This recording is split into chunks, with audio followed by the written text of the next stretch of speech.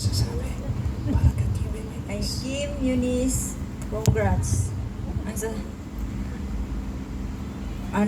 Ang sasabihin ko lang ay, pagpasensyahan mo si Kim minsan kasi may tupak. Lagi kayo nagbabangayan. Ayan lang, tapos wala na akong masabi kasi baka may iyakan mamaya eh. Ayoko. Ngayon na po yung iyakan. Ngayon na po. Ano pa po masasabi? Ito lang masabi ko. Kaya po. Ang nakaraan. Sa lupang Manila. Kayo ay nakatutok sa istasyon. Sana lagi huwag yung masyado mag-away. Uy, makinig kayo. Makinig kayo. Oo. Sige pa po. Huwag mo pa pagkukulang sa isa't isa. Unawaan mo lang. Magpasensyahan nyo na kasi first time lang to dito nervous kasi. Okay, sige po. Kaya pasensya na lang. Pero ano po talaga ang gusto niyo sabihin kay Kim and Eunice? Ano po? Pressure. Na masaya sila. Mahalan. Habang buhay. Yun po yung importante talaga. Ngayon po kung tatanungin ko po kayo, ilang apo po ang gusto niyong ibigay sa inyo ni Kim and Eunice? Paano mo naibigay sa kanila? Hindi. Pero gusto ko po malaman sir yung number. Ilan po? Ilan po? 50? Ah, grabe po yun. Ilan po? Ilan po? Pwede ng dalawa. Pwede na dalawa. O, balanse. Kayo po, tita. Ilan po ang gusto niyong maging apo kay Kim and Eunice? 4. Ay, Diyos ko. So, 2 plus 4. Ilan po? 6. Okay. Meron na tayong 6 dito. Dito naman tayo sa kabilang side. Ayan. Okay. Mayora? Mayor. Pwede mo, aba. Unang-una, magandang gabi po sa inyong lahat. Siyempre, nagpapasalamat ako kay Lord, unang-una, kasi binigyan niya tayo ng magandang panahon. Kasi nung mga nakaraang araw talagang kinakabahan kami dahil sunod-sunod ang ulan. Sabi namin ako, garden wedding yun. Paano magiging yun kung ulan ng ulan? Pero thanks kay God kasi talagang binigay niya to yung pagkakataon na to na binigyan niya na kami ng magandang panahon.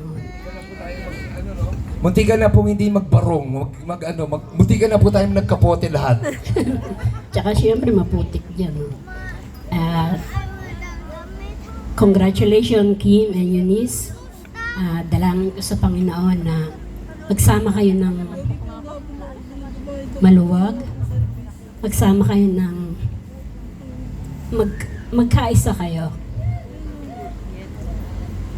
Dalangin ko sa Panginoon na bigyan kayo ng magandang buhay mag-asawa. Kung halimbawa, ang isa't isa sa inyo mataas, yung isa mababa. Huwag kayong galit si Kim, galit si Eunice. Pag si Kim galit, miss, manahimik ka. Pag galit naman, pag may topak naman si Eunice, Kim, layasan mo siya. Lumabas ka ng bahay para hindi magsabong. Pero babalik. Hindi, para lang ba? Kasi once na mainit yung isa, tas mainit din yung isa, pag sumabog silang dalawa, walang mangyayari. Kadalasan ngayon may mga kabataan na maagang nag-aasawa, maaga rin naghihiwalay. Dalangin ko din na wag mawawala yung tiwala nyo sa isa't isa. Yun ang number 1 na huwag niyong aalisin sa inyo. Kasi katulad yan ng baso. Pag nabasag na yung baso, nagkaroon ng lamat, yung tiwala na yun, mawawala na yun. Kahit anong gawin nyo, kahit ibalik nyo, hindi nyo na may babalik sa dati yun. Pagka tiwala ang nawala sa inyo. Kaya yun, parating dalangin ko kay Lord na maging maayos yung buhay nyo. Kasi ang buhay mag-asawa naman, hindi yan parating sarap. Meron yan ups and down. Meron yan mga pagsubok na darating. Pero sabi nga sa Bible na hindi kayo bibigyan ni Lord ng pagsubok na hindi nyo makakayanan. lahat ng mga pagsubok na darating sa atin, pag inuna natin si Lord, ipagkakaloob niya sa inyo yung mga blessing. Pag inuna niyo si Lord, blessing will come true. Kaya salamat, nagpapasalamat ako kay Lord dahil sa hinaba-haba ng yung dalawa pagsasama, eto na yung pinakahihintay niyo. Yun lang, maraming salamat. Mayor,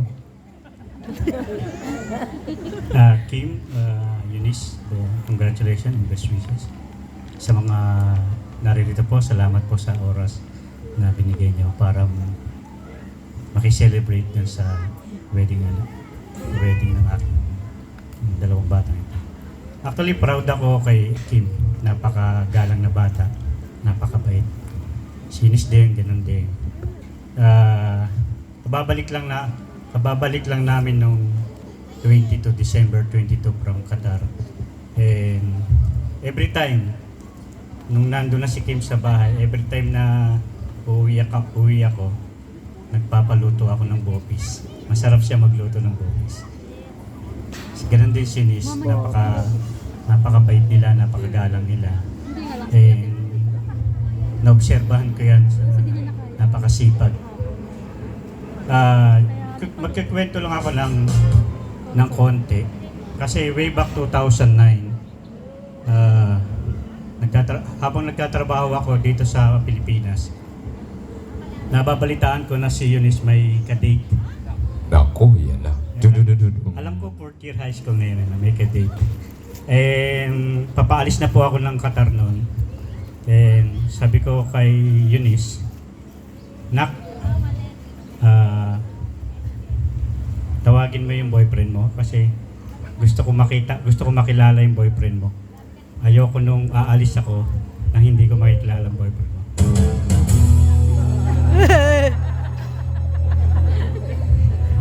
Hindi naman sa nananakot ako, pero sa galing mo kuya. Eto. Hindi, nung dumating nga, yun nga, dahil nga masunurin tong anak ko, niyaya naman niya si Kim pumunta sa bahay.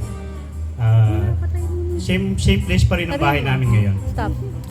At ang sabi ko sa kanila, Ano mo lang, anong edad niya na nang?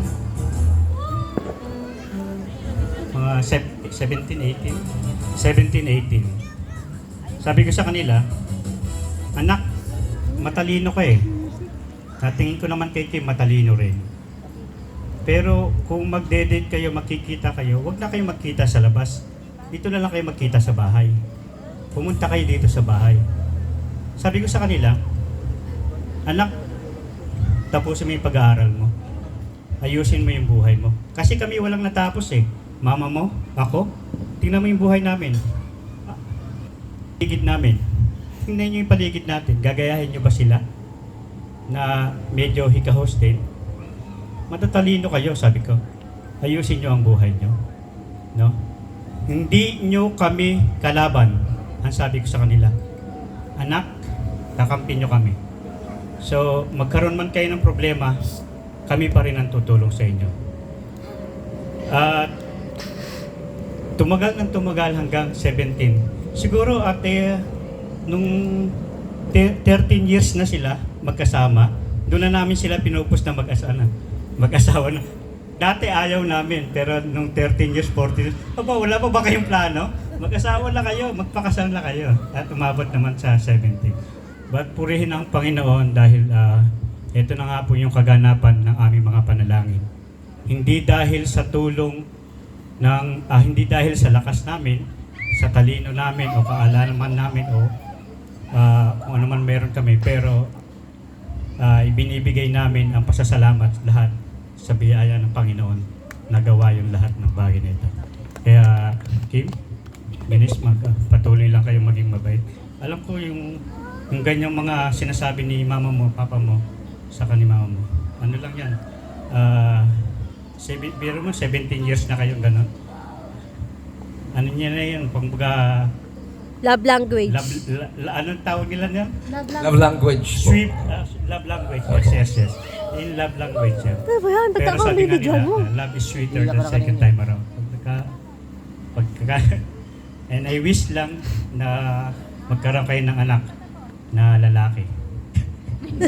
Lalaki, ha? Oh, Kasi puro 3 babae po yung anak ko eh.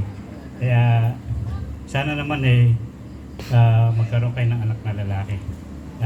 Mga 3 po. ayan. Basta may isang lalaki. Patanong pa lang po ako. Kayo po, tita, ilan po ang gusto nyong maging anak ni Kim and Eunice? So, 5 rin. Oo. Tapos, ilan po sa inyo? 6. So, 11. Dagdagan niyo pa po ng isa para 12 na. Oo. Oo. 17 years na po, no? 17 years. Kagaya po na sinabi niyo, love is love is sweeter the second time. 17th time na po. Opo, wala na pong solid na yan. Very solid na yung foundation niyan. Ako, kahit anong gawin nilang away, yan pa rin ang uuwian nila, no?